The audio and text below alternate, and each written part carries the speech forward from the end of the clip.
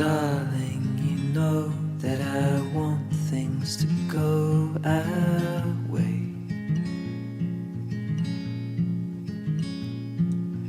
I'll try to reach you, to lean every single day.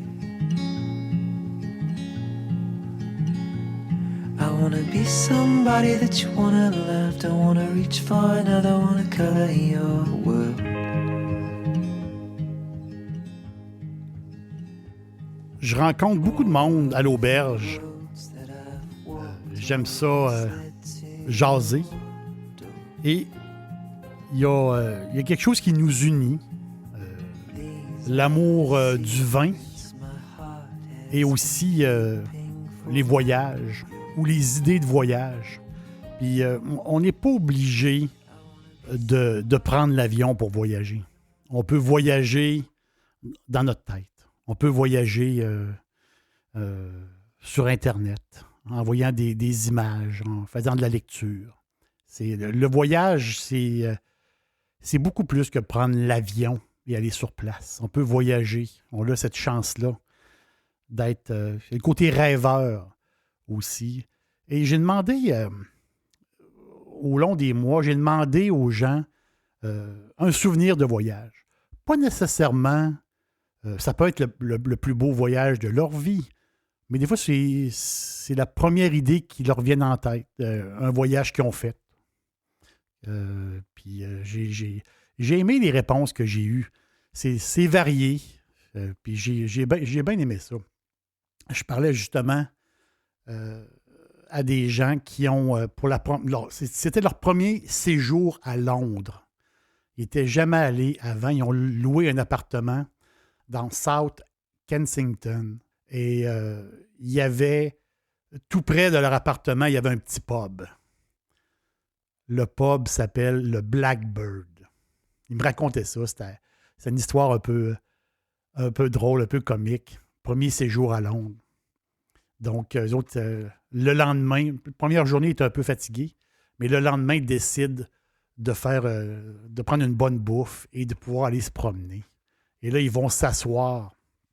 Ils vont s'asseoir dans le pub Blackbird et ils se prennent un sandwich. Un sandwich, il me racontait l'histoire, un genre de sandwich toasté avec du jambon puis du fromage fort. Puis ils décident de prendre une pinte de bière. Puis il y avait beaucoup de projets pour leur journée. Mais là, les minutes passent, les heures passent, et là, on prend une deuxième pinte de London Pride, une très, très bonne ale anglaise. Et là, les heures passent. On prend une autre bière, un petit scotch, une autre bière. Et ils ont passé la journée dans le pub. Ils sont arrivés le matin, vers 11h, 11h30, et c'est eux qui ont fermé le pub vers 23h. Leur première journée à Londres officielle s'est passée dans un pub. Ils ne sont pas sortis de là. Ils aimaient l'ambiance. Ils ont mangé un peu. Ils ont jasé avec des gens. Puis le temps a passé. J'ai trouvé l'anecdote assez comique quand même. Passer une journée complète dans un pub. Le Sahara. Le Sahara, c'est... moi, j'ai vu le Sahara. Et quelqu'un m'en a parlé aussi. Puis on s'est jasé, puis vraiment, on se rejoint sur des choses. Le Sahara, l'Atlas, c'est de l'autre côté, l'Atlas marocain. Un drôle de sentiment quand on voit le Sahara. On sent seul, on sent petit même, on sent humain. On sent même, des fois, c'est très, très impressionnant, le Sahara. Et se lever aussi, se lever très, très tôt, avant le lever du soleil, pour grimper en haut d'une dune de sable et de regarder le lever du soleil, c'est quelque chose qu'on ne peut pas oublier. C'est un voyage tout à fait extraordinaire. On parlait de bière. D'autres personnes... Je défile mes notes. Et mes notes sont toutes mélangées. Je défile mes notes. Les gens me parlaient d'un pub les pubs irlandais. On était à Dublin. Donc, c'est un souvenir qu'ils ont eu, eux autres. Aller à Dublin, ils ont adoré leur voyage à Dublin.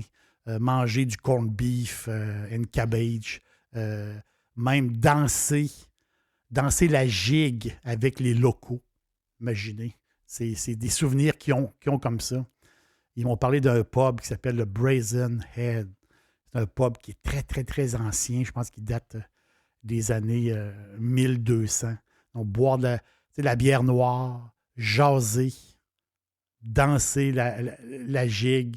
Eux autres, là, pour eux autres, ça leur a marqué. Vraiment, c'est un voyage qu'ils ont fait et qui, à jamais, ils vont s'en souvenir. Ou la visite de la distillerie de Jameson.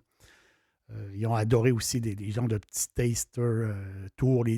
On prend un petit whisky irlandais, puis ils ont adoré ça. Puis c'est des gens qui ont beaucoup voyagé, mais ce bout-là à Dublin, là, ils ne l'oublieront jamais. Ils ont adoré ça. La Nouvelle-Zélande. Je vous parle ici de mon fils qui était là en Nouvelle-Zélande et lui, il a adoré Christchurch, la ville qui a été détruite en partie par le tremblement de terre. Et c'est les gens là-bas, comment ils sont accueillants, qui sont gentils et qui sont résilients. Il a adoré cette ville-là. Il a adoré le mood, le feeling de ces gens-là. Et aussi sa visite à Milford Sound pour voir quelque chose d'incroyable, pour voir un fjord immense. Un chef-d'œuvre de la nature, vraiment. Quand la brume se lève sur le fjord, c'est possiblement un des plus beaux spectacles que l'homme peut voir. C'est quelque chose d'extraordinaire. L'Australie aussi, on entend beaucoup parler de l'Australie. C'est le côté... c'est une petite anecdote. C'est quelqu'un qui n'avait jamais fait de surf de sa vie et a réussi à se tenir sur une planche de surf sur la Sunshine Coast. Donc, ce souvenir-là, d'avoir réussi à tenir sur la planche, mais c'est ça. C'est ça les voyages, c'est ça les anecdotes. Des fois, c'est des petits souvenirs comme ça qui nous repassent par la tête puis qu'on peut pas, qu'on n'oubliera jamais. L'exemple aussi de prendre quelque chose qui peut paraître simple quand on est en Australie, mais prendre un koala dans ses bras, c'est vraiment le feeling d'avoir l'animal dans ses bras qui a touché cette personne-là. Coimbra aussi. Coimbra, la visite. Coimbra, on est au Portugal. Coimbra, c'est pas une ville connue. Au Portugal, on va penser à Porto, on va penser à Lisbonne, c'est sûr, ou l'Algarve. Mais Coimbra, qui est une ville ancienne, c'est très, très ancien, avec l'université, la plus vieille université d'Europe. Faire un séjour à Coimbra, c'est vraiment spécial, c'est unique, vraiment. Visiter la superbe bibliothèque aussi qui est là, c'est incroyable. Et aussi, écouter du fado, aller écouter du fado jusqu'aux petites heures du matin, jusqu'à temps que le matin se lève dans un petit bar. Un petit bar de sous-sol. Ils m'ont donné le nom, je l'ai pris en note. Le Diligencia, un petit bar couvert, la brique est couverte de chaux. Ce petit bar extraordinaire à Coimbra. Puis ce souvenir-là du fado. Le fado, c'est chants tristes, tristounets un peu, mais qui vient un peu mélancolique. Mais à mesure que tu écoutes du fado à un moment donné, cette mélancolie-là change. Puis on dirait que ça nous motive à quelque chose. Il y a quelque chose qui bouillonne dans nous autres quand on l'entend du fado. C'est extraordinaire. Je fouille dans mes notes encore en vous parlant. Bologne en Italie. Bologne, on parle de l'Italie. On s'entend-tu que l'Italie, c'est un musée. C'est un musée. Tout le monde rêve dans l'Italie. Bologne, surnommée la Grassa, la gourmande. Je ne savais pas que cette ville-là avait ce surnom-là, mais Bologne, justement, les gens qui sont allés, les autres, c'est des amateurs de bouffe. Eux autres, le voyage, ça passe beaucoup par la bouffe. Ils sont moins attirés vers la mer, moins attirés vers justement les plages ou les églises. Eux autres, vraiment, c'est la bouffe. C'est ce genre de tournée culinaire qu'ils font quand ils voyagent. Et Bologne, ils ont été servis, là, la bouffe à l'italienne. Ils l'appellent là-bas le ragoût, ben, la fameuse sauce à la viande originale qui, qui est complètement capotée là, quand tu goûtes à ces sauces-là qui sont mijotées. C'est incroyable. Et aussi, ils sont passés aussi par Parme. Puis Parme, ça les a marqués beaucoup, énormément, la ville de Parme. Là, c'est des amateurs. C'est des amateurs de bouffe. Puis je pige dans mes histoires ici. C'est drôle parce que j'ai une petite note ici. Boston. Boston, c'est tout près. C'est tout près de nous, Boston. Un voyage, justement, pour aller voir un show de George Strait à Foxborough, dans le grand stade de football. Et c'est ce petit voyage-là, donc cette petite escapade-là, qui est devenu c'est drôle, c'est devenu comme un grand voyage parce que le spectacle s'était donné sous la pluie et il y avait une ambiance dans le stade unique. Et les amateurs de musique country, ils ont trippé extraordinaire. Donc, c'est des souvenirs comme ça. En plus, ils ont découvert une ville, ils ont découvert Providence par hasard. Ils connaissaient la ville, ils n'étaient jamais allés à Providence. Et ils ont trippé. Là. Et c'est tout près de nous. Donc, c'est un souvenir, c'est un petit voyage avec des grands souvenirs. Ils ont adoré Providence là, avec les canaux. Puis les flambeaux aussi, là, dans le milieu, ils ont adoré ça. Je regarde encore. Je fouille dans les souvenirs des gens, leurs souvenirs de voyage ou des anecdotes de voyage, des souvenirs. Qu'est-ce qu'ils ont aimé? Comme ça, là. On n'a pas le temps de penser. Ils nous ont dit des idées comme ça. C'est l'histoire. C'est l'histoire d'amour de ces deux personnes qui adorent la Floride, qui vont à chaque année en Floride et ont décidé justement de connaître leur Floride. Avec les années, ils font des petits séjours et là, ils vont un peu partout en Floride pour voir, connaître les gens, se déplacer, voir. C'est grand la Floride, on peut voir toutes sortes de choses. Ils sont tombés en amour avec Destin quand sont arrivés des superbes plages de Destin, des plages de sable blanc. Ils ont complètement trippé. Puis ce souvenir-là, justement, c'est sûr qu'ils vont s'en souvenir toute leur vie. C'est là que lui qui a demandé en mariage sa blonde sur la plage de sable blanc de Destin. C'est impossible pour eux d'oublier ça. Un m'a parlé d'un voyage, dans le coin de Cozumel, à Cozumel au Mexique. C'est justement, les autres, c'est là qu'ils se sont mariés, ils se sont loués des petits cabanas sur la plage à Cozumel. Et j'ai vu les photos, il m'a montré les photos, j'en revenais pas, mais c'était très, très, très coquin, très beau, très le fun. Et lui, les autres, c'est sûr, c'est leur mariage, mais pour eux autres, c'est un souvenir extraordinaire. Puis ils disent, on n'aurait pas pu choisir meilleure place que ça à Cozumel, dans ces petites cabanes-là qui ont adoré. Je pige dans les souvenirs. Justement, je vous invite à écouter le podcast Ligurie, les cinq terres. C'est deux amoureux de l'Italie, vraiment, qui ont fait un bout de vie sur la Riviera italienne. Pour eux autres, c'est un coin du monde extraordinaire. Ce podcast-là l'explique très, très bien. Le nom des 5 villages, donc les Cinque Terre. Eux autres, c'est inoubliable. Ils ne pourront jamais, jamais l'oublier. C'est impossible. J'ai vu aussi des photos de voyage d'un hôtel de Monte Carlo. Monte Carlo, ça fait rêver. Monte Carlo, c'est le superbe quartier de Monaco, le Monte Carlo Bay.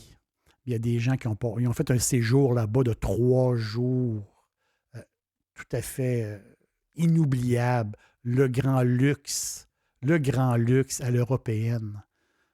Champagne, champagne pendant le brunch, la vue sur les voiliers en brunchant comme ça, doucement. Et en début de soirée, il paraît que en prenant l'apéro, les bateaux de plaisance arrivaient au port pour...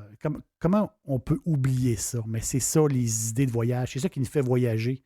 C'est des images, c'est des petits souvenirs comme ça, des flashs. Et moi...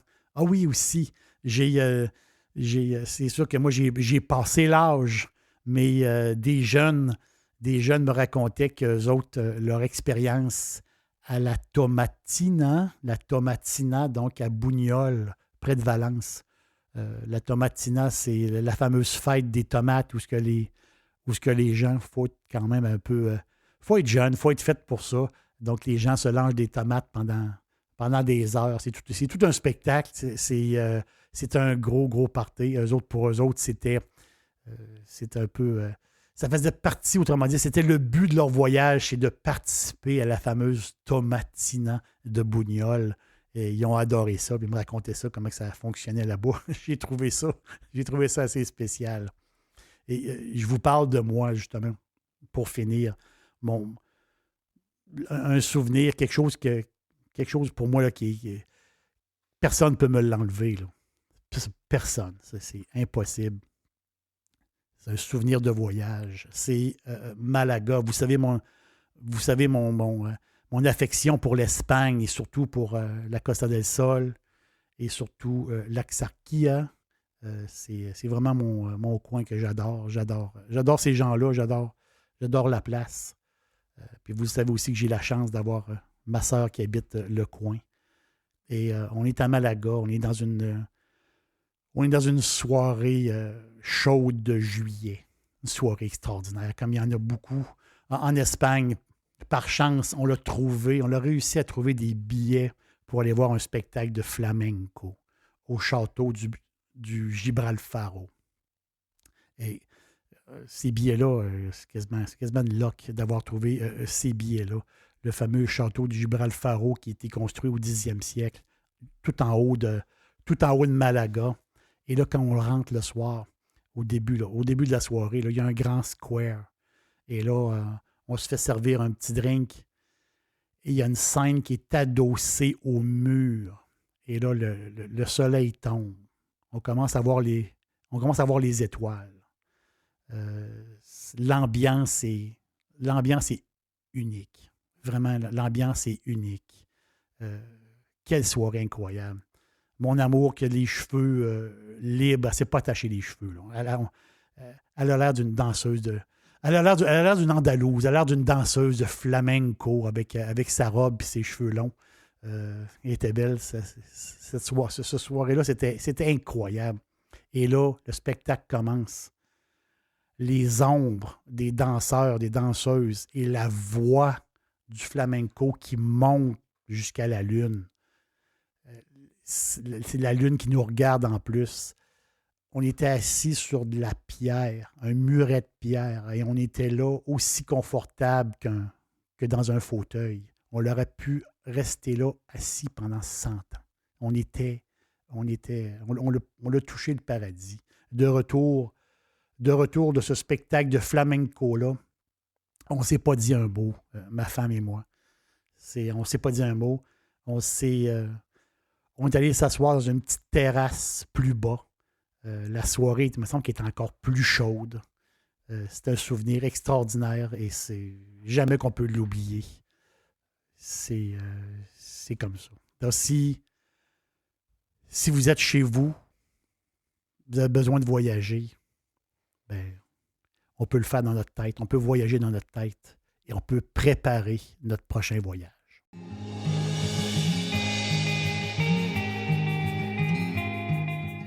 Boston, Coimbra, Bologne, le Sahara, Milford Sound, l'Australie. On s'en va où?